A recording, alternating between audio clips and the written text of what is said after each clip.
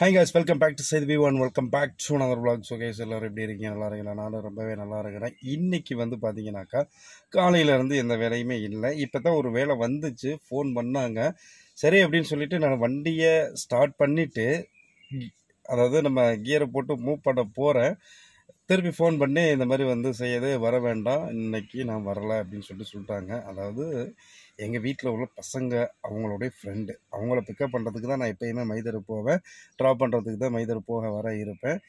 இப்போ வந்து வேணான்னு சொல்லிட்டாங்க இல்லையா, சரி ஓகே அப்போ கொஞ்சம் நேரம் போயிட்டு படுப்போம் அப்படின்னு சொல்லிட்டு போய் ரூமுக்குள்ளே போயிட்டு அப்படி தலைவனை எடுத்து வச்சுட்டு அப்படியே படுப்போம். கண்ணு நல்லா அசந்துட்டு போங்க, செய்து வா வீட்டுக்கு என்னை பிக்கப் பண்ணிட்டு போ அப்படின்னு சொல்லுவாங்க. அப்படிதான் நடக்குன்னு நினைக்கிறேன், என்னன்னு தெரியல. சரி ஓகே, எப்படி இருந்தாலும் சரி தான். நம்ம வீடியோ ஃபஸ்ட் டைம் பார்க்கலாம், மறக்காமல் சப்ஸ்கிரைப் பண்ணிங்க, பக்கத்தில் இருக்க பெல் ஐக்கானை கிளிக் பண்ணி நோட்டிஃபிகேஷன் ஆன் பண்ணிங்க. வீடியோ பிடிச்சா லைக் கமெண்ட் ஷேர் பண்ணிக்கோங்க. இதெல்லாம் வந்து எதுக்கு நான் வந்து சொல்கிறேன் அப்படின்னு சொல்லி கேட்டிங்கனாக்கா, ஒரு ஹவுஸ் டிரைவராக நம்ம வந்துட்டோம் அப்படின்னாக்கா இது எல்லாமே வந்து உள்ளாக்க வந்துடும். ஸோ அதனால் வந்து நம்ம இதில் டென்ஷன் ஆகிறது இல்லை வந்து இது பண்ணுறது எதுவுமே வைக்கக்கூடாது. நம்ம இதை பற்றி யோசிக்கக்கூடாது, அவ்வளவுதான். வேலை வரலையா சந்தோஷமாக போயிட்டு ரூமில் போய் உட்காந்துட வேண்டியதான். வேலை வந்தாக்கா அதுவும் சந்தோஷத்தோடு வண்டி எடுத்துக்கிட்டு போயிட்டு நம்ம வேலையை முடிச்சுட்டு வர வேண்டியது. ஏன்னா வேலைக்கு தானே வந்திருக்கிறோம். மதியம் சாப்பிட்டுட்டு அப்படியே நல்லா தூங்கி எந்திரிச்சுங்க. தூங்கி எந்திரிச்சிட்டு எங்கே வரீங்க? சரி ஓகே, இந்த வரேன்.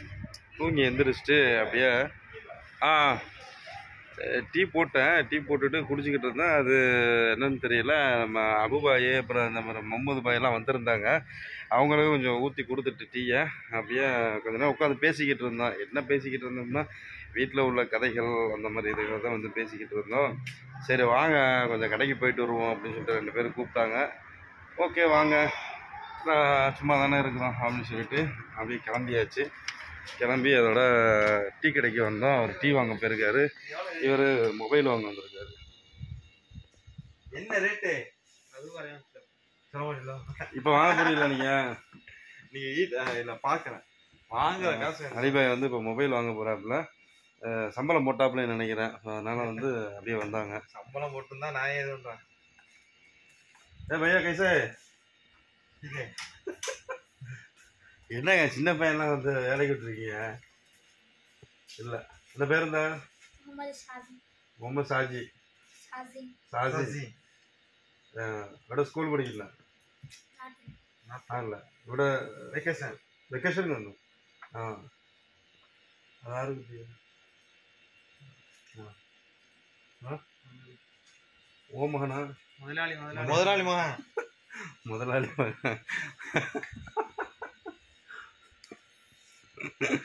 சரி அலிபாய் வாங்குறீங்களா இல்லையா? கையில வச்சிருக்கனால ரெட்மி 13C வந்து எவ்வளோ மச்சான் அது? ஸோ கைஸ் இப்போ மணி வந்து பார்த்தீங்கன்னாக்கா கரெக்டாக 9:33 ஆகுது. நான் எங்கே போய்கிட்டு இருக்கேன் அப்படின்னு பார்த்தீங்கன்னாக்கா மைதரில் ஒரு ட்ராப்பு, அங்கே போய் ட்ராப் பண்ணிவிட்டு இப்போ தான் வர்றேன். மதியம் நான் உங்களுக்கு சொல்லியிருப்பேன், இந்த மாதிரி மைதருக்கு வந்து என்னை வந்து கூப்பிட்டுருந்தாங்க. கடைசியில் வந்து என்ன ஆச்சுன்னு தெரியல, இல்லை வேண்டாம் நான் வரல அப்படின்னு சொல்லிட்டாங்க அப்படின்னு சொல்லிட்டு நான் போய் படுத்துட்டு அதுக்கப்புறம் எந்திரிச்சு டீலாம் போட்டு குடிச்சிட்டு அதுக்கப்புறம் அப்படியே நம்ம கடைக்கு போயிட்டு எல்லாமே தான் வந்தோம்.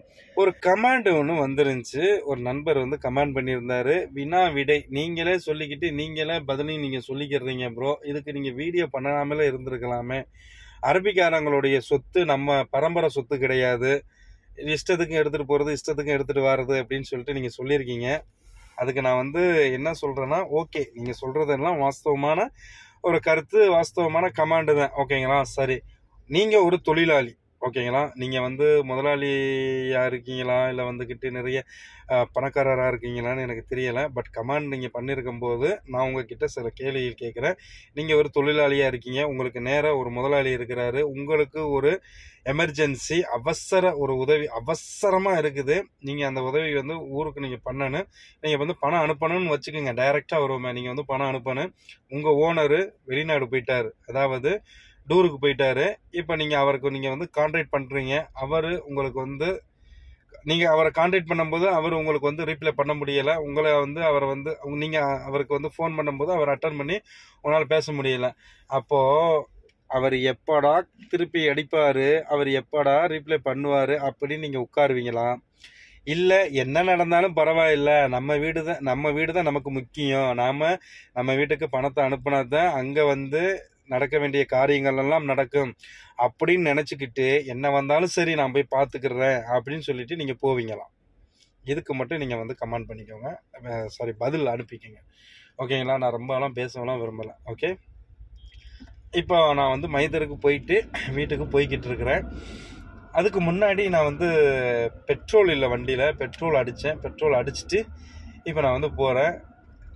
வீட்டில் யாருமே இல்லை, சரிங்களா? இருக்கிறவங்க 2 பேர் தான். ஆனாலும் வந்து நமக்கு எப்பயுமே ரெகுலராக வந்து வேலை இருந்துக்கிட்டே இருக்குது. வேலைக்கு நம்ம போய்கிட்டும் வந்துக்கிட்டுமே இருக்கிறோம். இப்போ லோனை பற்றி ஒரு பிரதர் வந்து கேட்டிருந்தீங்க. நான் லோனை பற்றி நான் உங்களுக்கு சொல்கிறேன், எனக்கு தெரிஞ்சதை சொல்கிறேன். அதுக்கு மேலே வந்து விசாரிச்சுட்டு நான் உங்களுக்கு சொல்கிறேன். ஓகேங்களா? இப்போ நான் ஒரு ஹவுஸ் டிரைவராக இருக்கிறேன். இப்போ எனக்கு எங்கள் ஓனர் வந்து கத்தாரில் உள்ள ஏதோ ஒரு பேங்கில் அக்கௌண்ட் ஓப்பன் பண்ணி அதில் சேலரியை வந்து எனக்கு வந்து அனுப்பிக்கிட்டே இருக்கிறாரு. நான் அந்த சேலரியை எடுத்து நான் ஊருக்கு அனுப்புகிறேன். இது ஒரு ஸ்டேட்மெண்ட்டாக போய்கிட்டு இருக்குது. ஓகே, எனக்கு ஒரு 20,000 ரியால் தேவைப்படுது. நான் வந்து பேங்கில் வந்து லோன் போடணும். ஸோ அந்த லோனை வந்து நான் எப்படி வாங்குறது அப்படின்னு பார்த்தீங்கன்னாக்கா, எனக்கு யார் ஸ்பான்சரோ அவருடைய லெட்டர் ஒன்று வேணும்.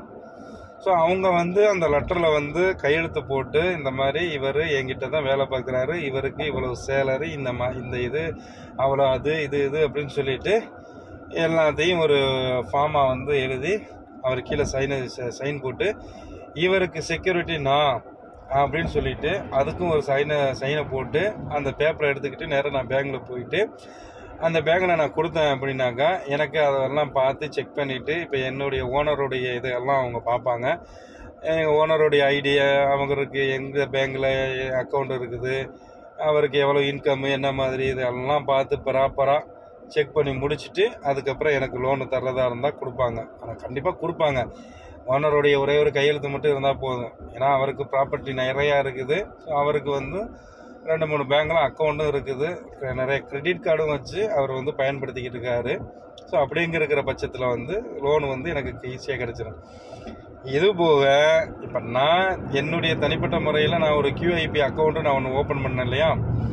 அக்கௌண்ட் ஓப்பன் பண்ணி நான் வந்து அதில் வந்து என்னுடைய சேலரியை நானே மிஷினில் போய் டெபாசிட் பண்ணுறேன், நான் வித்ட்ரா பண்ணிக்கிறேன். ஓகேங்களா? அப்படிங்கிற பட்சத்தில் என்னுடைய ஓனருடைய சப்போர்ட் இல்லாமல் நான் போயிட்டு லோன்லாம் போட்டு எடுக்கலாம் முடியாது. சில நேரங்களில் செக்யூரிட்டி இல்லாத லோனு கொடுக்கறதுக்கு பேங்கில் இருந்து நமக்கு ஒரு ஆஃபர் வந்துச்சுன்னா நாம் அந்த மாதிரி பேங்க் லோனை போயிட்டு நம்ம எடுத்துக்கிடலாம். இப்போ கம்பெனியில் உள்ளவங்களுக்கு எப்படி ப்ரோ அப்படின்னு சொல்லி கேட்டிங்கனாக்கா, இப்போ நீங்கள் வந்து ஒரு இன்ஜினியராக இருக்கீங்க அப்படின்னாக்கா, நீங்கள் ஒரு 20,000 ரியால் நீங்கள் சம்பளம் வாங்குறீங்க, இல்லை ஒரு 15,000 ரியால் சம்பளம் வாங்குறீங்க அப்படின்னாக்கா, அதுக்கு தகுந்தாப்புல ஒரு ப்ரொசீஜர் ஒன்று வச்சுருப்பாங்க. அதை ஃபாலோ பண்ணி நாம் வந்து லோனை வந்து வாங்கிக்கிடலாம். சரிங்களா? இப்போ அதுக்கு வந்து பார்த்தீங்கன்னா, உங்களுக்கு இப்போ நீங்கள் ஒரு இன்ஜினியருன்னு சொல்லும்போது அதுக்கு எதுலாம் கேட்க மாட்டாங்க. உங்களுடைய சேலரி சர்டிஃபிகேட்டு கேட்பாங்க. அந்த கம்பெனியில் உள்ள ஏதோ ஒரு அந்த இது அது சம்மந்தப்பட்ட ஒரு லெட்டர் ஏதாவது ஒன்று கேட்பாங்க. அதுக்கப்புறம் நீங்கள் அந்த அக்கௌண்ட் வச்சுருக்கீங்க இல்லையா, அந்த அக்கௌண்ட்டில் நீங்கள் எவ்வளோ வரவு செலவு பார்க்குறீங்க மந்த்லி, உங்களுக்கு எவ்வளவு இன்கம் வருது, எவ்வளவு உங்களுக்கு அந்த இதில் வந்து சேலரி டெபாசிட் விழுகுது அப்படின்னு பார்த்துட்டு, அதுக்கு தகுந்தாப்புல நாங்கள் இவ்வளவு தான் உங்களுக்கு லோன் கொடுக்க முடியும் அப்படின்னு சொல்லிட்டு அதுக்கு தகுந்தாப்புல லோனு கொடுப்பாங்க. எனக்கு தெரிஞ்சு இது நான் விசாரித்ததில் இவ்வளவு தான். ஏன்னா நம்ம வீட்டு இப்போ எங்கள் ஓனரம்மா இருக்காங்க இல்லையா, எங்கள் ஓனரம்மாவுடைய தம்பி வீட்டில் ஒரு டிரைவர் இருக்கார். அவருக்கு வந்து அவங்க வீட்டில் இருந்து அக்கௌண்ட் ஓப்பன் பண்ணி கொடுத்தாங்க. அக்கௌண்ட் ஓப்பன் பண்ணி கொடுக்கும்போது அவர் லோனுக்கு போயிட்டு கேட்கும்போது அவங்க வந்து சொன்ன பதில் இந்த இதுதான் சொல்லியிருக்காங்க. அதை நான் உங்களுக்கு அப்படியே கொடுத்துருக்கேன் பதிலாக. ஓகேங்களா? அவ்வளவுதான். இப்படி தான் வந்து இங்கே வந்து ப்ராசஸ் போய்கிட்டு இருக்குது. மற்றபடி நம்ம ஊரில் லோனு கொடுக்கறதுக்கு இந்த அலைய விடுறது, இந்த இது இந்த வீட்டு பத்திரத்தை வாங்கிட்டு வாங்க, அந்த பத்திரத்தை வாங்கிட்டு வாங்க, விவோட்ட போய் கையெழுத்து வாங்கிட்டு வாங்க, நீங்கள் இந்த ஊரில் தான் பிறந்தீங்க அப்படின்னு சொல்லிட்டு அதுக்கு என்ன ஆதாரம், அது இந்த சர்டிஃபிகேட் வாங்கிட்டு வாங்க, அதுக்கப்புறம் வந்து உங்கள் பேரில் என்னென்ன ப்ராப்பர்ட்டி இருக்குது, உங்களுக்கு யார் சாட்சி கையெழுத்து போடுறது, இந்த மாதிரி தொந்தரவுலாம் எதுவுமே இருக்காது. ஜஸ்ட்டு நீங்கள் யாருடைய ஸ்பான்சர் இருக்கீங்களோ அவர் மட்டும் வந்தால் போதும், அவருடைய கையெழுத்து இருந்தால் போதும். அதுக்கப்புறம் உங்களுடைய மந்த்லி இன்கம் எவ்வளோ வருது அதை மட்டும் பார்ப்பாங்க. பார்த்துட்டு ஓகே ரைட்டு இவங்களுக்கு கொடுக்கலாம் அப்படின்னு சொல்லிட்டு லோனை வந்து நமக்கு வந்து வழங்கிடுவாங்க. அவ்வளோதான். அப்படியே போய்கிட்டு இருக்கு. நம்ம வாட்டுக்கு லோனை வாங்க வேண்டியது. அதுக்கப்புறம் நம்மளுடைய அக்கௌண்ட்டில் காசை போட்டோம்னாக்கா நமக்கு அந்த ஒரு டைம் கொடுப்பாங்கன்னு நினைக்கிறேன். அந்த டைமில் வந்து நம்ம அக்கௌண்ட்டில் காசை போட்டுட்டோம்னாக்கா அந்த டைமுக்கு வந்து அங்கேருந்து நமக்கு வந்து பணம் வந்து ஆட்டோமேட்டிக்காக வந்து அங்கேருந்து டெபிட் ஆகிடும், எடுத்துக்கிடுவாங்க. அதுக்கப்புறம் நம்ம பேங்க்கு போய் கட்ட வேண்டியது, அது பண்ண வேண்டியது, இது பண்ண வேண்டியது எதுவுமே இல்லை. இப்போ எல்லாமே ஆன்லைன் டிரான்சாக்ஷன் தானே. அதே மாதிரி பணம் தரும்போதும் கூட உங்களுக்கு வந்து அக்கௌண்ட்டே உங்களுக்கு டெபாசிட் பண்ணி விட்ருவாங்க பணத்தை. இன்ட்ரெஸ்ட் வந்து இங்கே கிடையாது, சரிங்களா? இன்ட்ரெஸ்ட்டு கிடையாது. ஆனால் இன்ட்ரெஸ்ட்டுக்கு பதிலாக வேறு ஏதாவது ஒரு வழிகள் வச்சு ஏதாவது ஒரு இது இருக்கும், ஓகேங்களா? அது எனக்கு சரியாக தெரியல. அதையும் நான் கேட்டு விசாரிச்சுட்டு நான் உங்களுக்கு சொல்கிறேன். ஏன்னா இப்போ வந்து நம்ம வந்து ஒரு பேங்க்கில் போய்ட்டு 20,000 ரியால் நம்ம வந்து லோன் வாங்குகிறோம் அப்படின்னாக்கா திருப்பி அந்த 20,000 மட்டும் கட்டினா மட்டும் போதும் அப்படின்லாம் நம்ம வந்து இது பண்ண முடியாது. அதில் ஏதாவது ஒரு வழிகள் வச்சுருப்பாங்க. என்ன, இப்போ நீங்கள் வந்து 20,000 ரியால் வாங்குறீங்கனாக்கா டாக்குமெண்ட் சார்ஜு, இல்லை வந்துக்கிட்டு இந்த மாதிரி வந்து மெயின்டெனன்ஸ் சார்ஜு, இல்லை வந்து இந்த மாதிரி ஏதாவது ஒரு இது வச்சு ஒரு இது பண்ணுவாங்க. அப்படி ஏதாவது ஒன்று இருக்கும், இல்லாமலாம் இருக்காது. ஏன்னா அப்புறம் அப்படி இல்லாமல் இருந்தாக்கா அப்புறம் பேங்க்காரவங்களுக்கு என்ன லாபம் இருக்கு இல்லையா?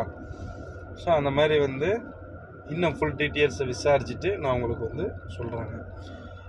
இப்போ இந்தான்னு சொல்லிவிட்டு நான் வீட்டுக்கு வந்துட்டேன். என்னால் வந்து இந்த ஸ்டாண்டு கிடையாது, இந்த சென்ட்ரல் மிரரில் வச்சு எடுக்கக்கூடிய அந்த ஸ்டாண்டு இல்லை. என்னங்க இருக்கிறாப்புல இன்ஜின் வந்து டர்போ மாதிரி மூணு கிளம்புது. அப்படி இருக்குது கைஸ். இவ்வளவு தான் இன்றைக்கி உள்ள நிலவரங்கள். இப்படி தான் போய்கிட்டு இருக்குது. இதுதான் வந்து வேலைகள். வேலை வந்தால் அப்படி தான் வரும், வேலை வரலைனாலும் வராது சுத்தமாக. ஏதோ நம்ம வந்து ஒரு ஹவுஸ் டிரைவராக இருக்கிறோம், அப்படியே போகிறோம் வாரோம் அப்படின்னு போய்கிட்டே இருக்குது. எனக்கு தெரிஞ்ச சில விஷயத்தை உங்களுக்கு நான் சில டயத்தில் ஷேர் பண்ணுறேன், நல்ல விஷயங்களையும் ஷேர் பண்ணுறேன். நான் கமெண்ட்டுகளை பார்க்கும்போது நல்லா தான் இருக்குது. சில பேர் மட்டும் இந்த மாதிரி நீங்கள் சொல்கிறீங்க பரம்பரை சொத்து கிடையாது, பன்னாடா சொத்து கிடையாது அப்படின்னு சொல்லிட்டு. அதை நம்ம இப்போ போயிட்டு கருவாடு செஞ்சு சாப்பிடணும். என்னென்னா பண்ணா கருவாடு இருக்குது வீட்டில், அந்த பண்ணா கருவாடை வச்சு சாப்பிட்டுட்டு அப்படியே நம்ம போகலாம் அப்படின்னு சொல்லியிருக்கிறேன். அதுபோக நம்ம முகமது பாய்க்கு வந்து ஃபோன் பண்ணுவோம். ஃபோன் பண்ணி எங்கே இருக்காருன்னு சொல்லிட்டு கேட்போம். ஓகே, டிரைவிங்கில் இருக்கும்போது நம்ம வந்து நம்ம தம்பி பாஷா இருக்கோம். அண்ணா தம்பி எப்படி இருக்கீங்க? நம்ம அலிபாய்க்கு வந்து ஃபோன் பண்ண, அவர் நெட்டை ஆஃப் பண்ணி வச்சுருக்காரு போல், அடிக்கிறாரு. சலாம் அலைக்கும். இது கைஃபுல், எங்கே இருக்கிய, என்ன பண்ணுறிய? அப்படியே தண்ணி எடுத்துக்கிட்டு அப்படியே வர்றீங்களா வெளியில்? இந்த குரான் இருக்குன்னு சொன்னீங்களா, அதையும் எடுத்துகிட்டு வரீங்களா? அலிபாய் வந்து இப்போ வருவார், போயிட்டு அவரை பார்த்துட்டு அப்படியே போவோம். இந்த கொண்டு வராரா, இதான் வந்து குரான். மொத்தம் 4 குரான் இருக்குது. அஸ்ஸலாமு அலைக்கும். கவரில் போட்டு கொண்டு வரலையா? பிஸ்மில்லாஹ். இதான் வந்து பள்ளியில் கொடுத்துருக்காங்க குரான்.